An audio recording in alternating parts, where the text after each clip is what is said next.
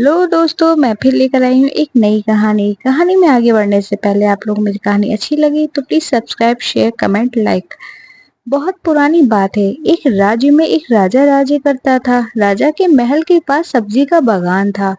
राजा के महल की सब्जियां इसी बागान में जाती थी। राजा को बैगन बहुत पसंद था। राजा ने नए किस्म की प्रजातियों का बैगन अपने बागान में लगवाया। जब बैगन की फसल आई तब राजा ने सोचा कि बैगन का भरता और बाटी का खाना रखा जाए।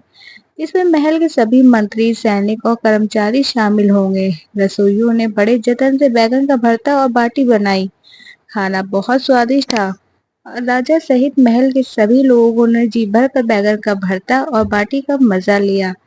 राजा का एक प्रिय मंत्री था। उसे भी बैगन भरता और बाटी बहुत पसंद आया। उसने कुछ खाना अपने घर के लिए भी रख लिया। मंत्री जब अपने घर पहुंचा तो उसने खाना अपनी पत्नी को भी चखाया। मंत्री की पत्नी को भी बैगन भरता और बाटी बहुत पसंद आया।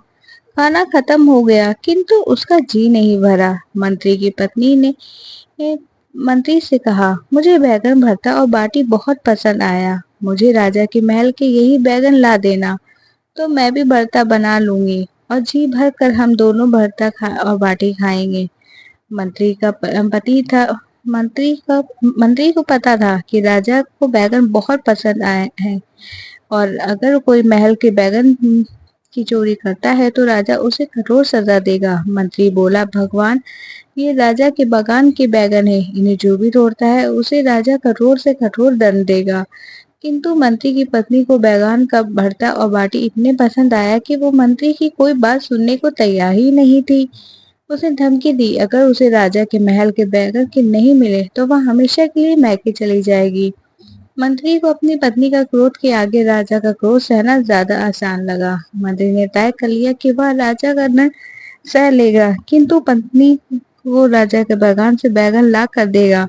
दूसरे दिन सुबह मंत्री राजा के महल पहुंचे और बागान में मुआयना करने मौका पाते ही मंत्री ने कुछ बैगन तोड़कर रख लिए और घर अपनी पत्नी को ला कर दे दिया। मंत्री की पत्नी बहुत खुश हो गई और उसने खुशी खुशी शाम होते ही उसने बैगन का भरता और बाटी बनाई। बैगन का भरता बहुत ही स्वादिष्ट था। दोनों ने जी भर कर खाना खाया। मंत्री की पत्नी बोली, हमने तो खाना खा लिया किंतु हमारा बेटा छत पर सो रहा है और वह भी भूखा है, उसे भी स्वादिष्ट बैगन और भरता बाटी खिलाते हैं। मंत्री बोला, अगर हमने अपने बेटे को बैगन का भरता खिला दिया तो वह बात राजा को तक पहुंच जाएगी क्योंकि हमारा बेटा कभी झूठ नहीं बोलता और सच बतला देगा। मंत्री के बार बार मना करने पर भी उसकी पत्नी नहीं मानी।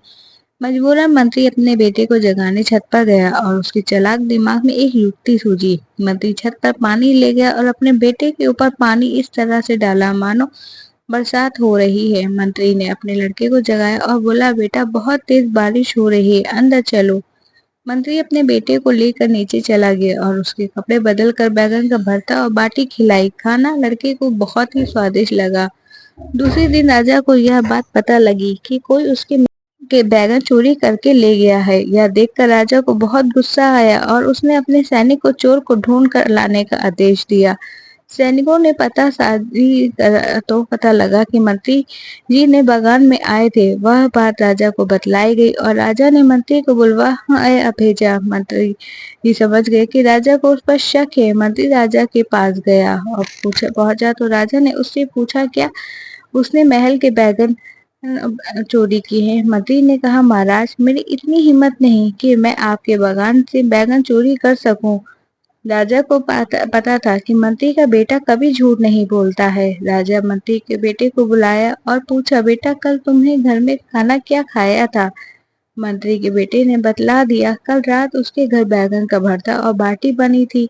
लड़के की बात सुनकर सभी को यकीन हो गया कि मंत्री ने ही बैगन चोरी की है। अब उसे कठोर दंड मिलेगा। राजा मंत्री से बोला, मंत्री जी, कल सुबह आप बागान गए और आपके बेटे की बातों से यह सिद्ध हो गया कि आपने ही बैगन चोरी किए। मंत्री बोला, महाराज, इसे पूछिए कल रात मौसम कैसा था। राजा को कुछ अजीब लगा किंतु उसने मंत्री के बेटे से कल रात का मौसम के बारे में पूछा। मंत्री का बेटा बोला, महाराज कल रात बहुत तेज बारिश हो रही है। राजा बोला, कल रात तो मौसम खुला हुआ था और बारिश की एक बूंद नहीं गिरी। तभी मंत्री बोला, महाराज यही तो आपसे बतलाना चाह रहा था। दरअसल परसों जब मैं महल से बैगन का भरता और बाटी खाकर गया, तब मैंने यह बात अपने घर में बतलाई और बतलाया कि बैगन का भरता और बाटी बहुत स्वादिष्ट थे। तभी बालक बैगन का भरता भांगता हुआ सो गया और सपने में कुछ बड़बड़ा रहा था और बैगन का भरता और बरसात होने की बात कर रहा था। राजा ने यह जानते हुए कि मंत्री ने ही बैगन चोरी की है, मंत्री को छोड़ दिया और मंत्री की बुद्धिमानी को का कायल हो गया। तो इस कहानी से हमें सीख मिलती है, बुद्धि से बड़ी मुसीबत को टाला जा सकता है। Thanks for watching.